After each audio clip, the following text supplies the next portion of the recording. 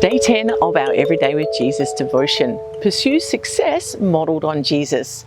Jesus redefines success. If you want to know what true success looks like, study the model of Jesus, his vision, his life, and his teaching.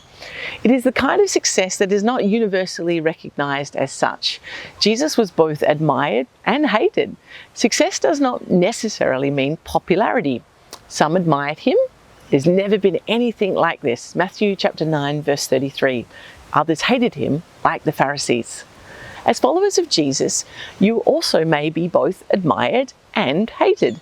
For example, because of his campaign to end the slave trade, it was said of William Wilberforce that he was the most admired and the most hated man in England. In his gospel, Matthew outlines the success of Jesus' ministry. Matthew chapter 5 to 9. He summarizes Jesus went through all the towns and villages, teaching in their synagogues, proclaiming the good news of the kingdom and healing every disease and sickness. Matthew chapter 9, verse 35. In word and action, Jesus ushered in the kingdom of God, bringing the reality of God's rule and presence into the lives of those around him. This is what Jesus-style success looks like, and this is what you and I are called to emulate. To achieve Jesus-style success, you, like the 12 disciples, need to model your life on Jesus and share his vision.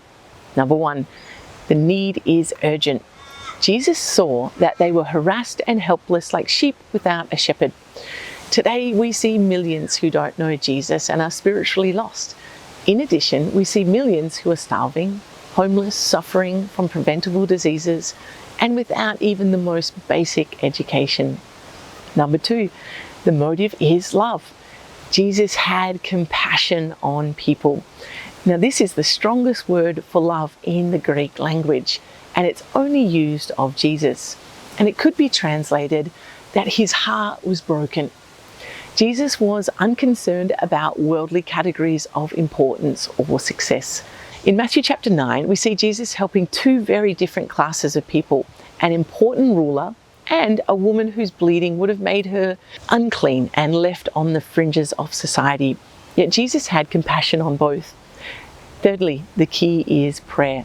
Jesus said to his disciples, "Ask the Lord of the harvest, therefore to send out workers into the harvest field. Pray for more people to be raised up who will follow Jesus and reap the harvest." Number 4, the potential is vast. Jesus said the harvest is plentiful. Jesus has modeled what success looks like, proclaiming the kingdom and demonstrating it.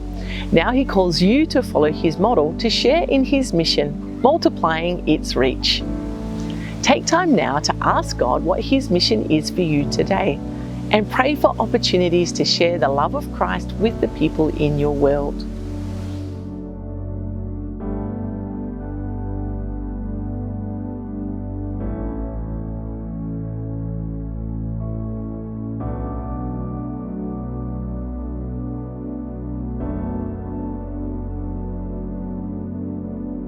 Just then, a woman who had been subject to bleeding for 12 years came up behind him and touched the edge of his cloak. She said to herself, "If only I touch his cloak, I will be healed." Jesus turned and saw her. "Take heart, daughter," he said, "your faith has healed you." And the woman was healed at that moment. Matthew chapter 9, verse 20 to 22.